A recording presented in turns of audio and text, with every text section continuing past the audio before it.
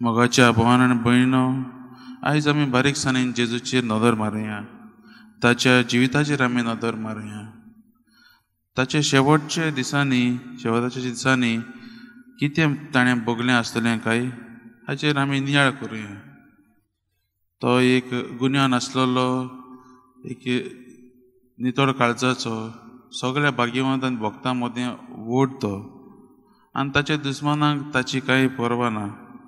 जर तर म्हज्या भावान भयणीनो, जर तर आयज जेजू ह्या संवसारांतलो आसलेलो जाल्यार ताका मरण फावोन जायना आसलें. घोडये फारिजेवांक फकत जाय आसलें जेजून आपलें तोंड बंद करूंक दवरलेलें आनी ओगी बसलोलें. तांकां जाय आसलें जेजून तांच्यो चुकी ना काडलेल्यो. हें केलेलें जाल्यार घोडये जेजूचेर ते रागार जायना आसले. ताका बापान दिल्लें तें मिसांव वो कार्य ताणें पाडिना जाल्यार आनी ओगो बसून आसलेले जाल्यार ताका घोडये फारिजे ताचेर फर्माण मारना आसले. जेजून तर सोत कितें तें कॉम्प्रोमायज केल्लें जाल्यार तो आयज शांतीन जियेतालो आसलो.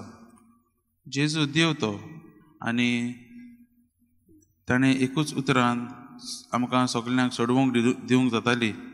ताचे शक्तीन ताणें आमकां सोडवून दिवंक जाताली.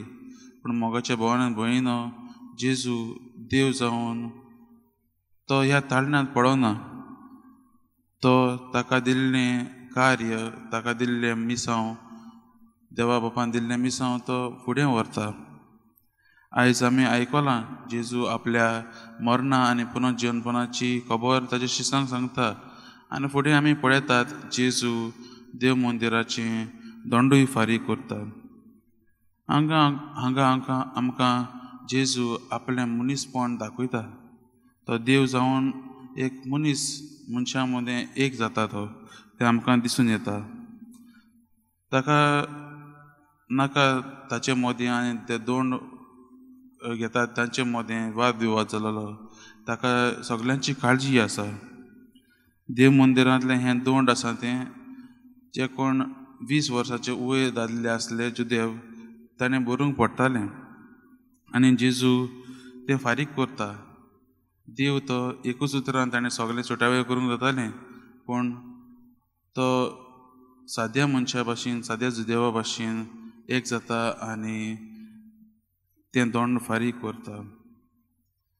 तो ताका नाका. आनी आमी शुभ वर्तमानांत आयकतात. शुभ वर्तमान आमकां सांगता, पूण तांकां वायट देखी दिना जावंक तो पेद्रूक सांगता वचोन गोरी घाल. आनी आमी जाणा फुडें कितें जाता तें. जेजू शिमावा कडेन विचारता, हे राजा बी कोणाक लागीं दोंड घेतात, ताच्या घरच्यां लागीं वो परक्यां लागीं. आनी आमी पळयतात जेजू तें दोंड फारीक करून एक परक्या मनशा भाशेन परक्या मनशां मदें एक जाता आनी तें दोंड फारीक करता. जेजू देव तो, आनी ह्या आयच्या शुभ वर्तमानांतल्यान आमकां तो एक बरो गूण दिता. आमी कितलीं व्हडलीं मनशां जावं दी, पूण आमी कालते काळजाची मनशां जालीं जाल्यार सगलें शांती समाधान उरतलें. आनी हेंच आमचो जेजू दोंड फारीक करून आपूण परक्यां मदें एक जावन आपूण कालती जाता. तर मोगाच्या प्रितीच्या भावा भयणीनो, आयज आमी नियाळ करता आसतना आमच्या जेजू भाशेन कालती जावंक, कालते काळजाची जावंक आमी मागुया.